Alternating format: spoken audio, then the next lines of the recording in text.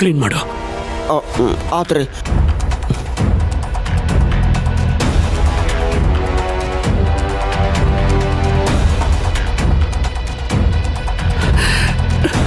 ನೋಡು, ಈಗಾಯ್ತು ಅಂತ ಎಲ್ಲರ ಮುಂದೆ ಹೇಳ್ಕೊಂಡು ಬರಬೇಡ.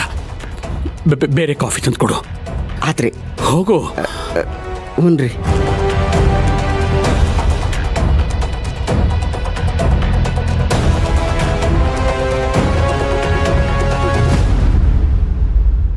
ಅಲ್ಲ, ಯಾಕೆ ಹಿಂಗಾತ? ಜೋಗಳು ಬಾವಿ ಸತ್ಯವ, ಮೊದಲು ಹೋಗಿ ರಾಮ್ ಸರ್ಗೆ ಇನ್ನೊಂದು ಕಾಫಿ ಮಾಡ್ಕೊಂಡು ಬರ್ಬೇಕು. ಅಲ್ಲ, ಈಗ ಕೊಟ್ಟ ಕಾಫಿನೂ ಅಂತ ಮನಗಂಡು ಬಿಸಿ ಏನಿರಲಿಲ್ವಲ್ಲ? ಈ ಮಡ್ಡ ತಲೆಗೆ ಏನೂ ಹೊಳಿಲ್ಲ ಹೊಲ್ದು. ನಮ್ಮ ರಾಮ್ ಸರ್ ಲಗುನ ಹುಷಾರಾದ್ರೆ ಸಾಕಪ್ಪ.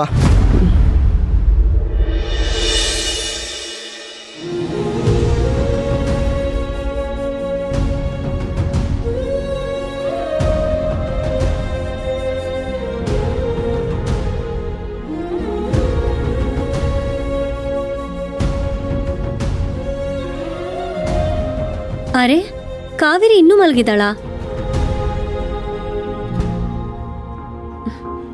ಸರ್ಸು. ಪೂರ್ಣಿ, ಯಾಕೆ ಕಾವೇರಿನ ಹೀಗ್ ನೋಡ್ತಾ ಕೂತಿದ್ಯಾ? ಏನ್ ಯಾವತ್ತೂ ನೋಡೇ ಇಲ್ಲ ಅನ್ನೋ ಥರ? ಏನಿಲ್ಲ ಪೂರ್ಣಿ, ಇನ್ ಸ್ವಲ್ಪ ದಿನದಲ್ಲಿ ಕಾವೇರಿ ಮದ್ವೆ ಆಗಿ ಹೋಗ್ತಾಳೆ. ಆಮೇಲೆ ಅವಳ ಲೈಫೇ ಚೇಂಜ್ ಆಗ್ಬಿಡುತ್ತೆ.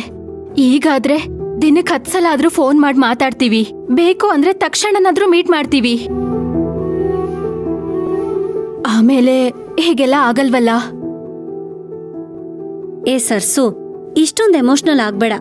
ಕಾವೇರಿನ ಅಮೆರಿಕಾಗ ಹೋಗ್ತಿದ್ದಾಳೆ. ಇಲ್ಲಿಂದ 2 ಕಿಲೋಮೀಟರ್ ದೂರದಲ್ಲಿರೋ ಯದು ಮನೆಗೆ ಹೋಗ್ತಿದ್ದಾಳೆ. ಒಂದ್ ವಾಕಿಂಗ್ ಹೋಗ್ಬರೋಷ್ಟು ದೂರನಪ್ಪ. ಅದಕ್ಕೆ ಇಷ್ಟೊಂದು ಯೋಚನೆ ಮಾಡ್ಬೇಕಾ?